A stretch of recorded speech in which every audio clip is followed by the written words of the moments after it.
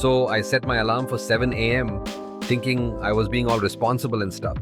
But my alarm clock had other plans, grinning like it was up to no good. Next thing I know, it goes off at 3 a.m., and I'm flying out of bed like a ninja. I thought I was late for school, but spoiler alert, it was still dark outside. I was halfway out the door when I realized I was dressed all wrong. Even the moon was like, "Bro, go back to bed." I yelled at my alarm clock, and it just laughed before self-destructing. Moral of the story? Never trust something that wakes you up without coffee. Now I just sleep through everything. Sunglasses on, with 12 alarms taped to the wall.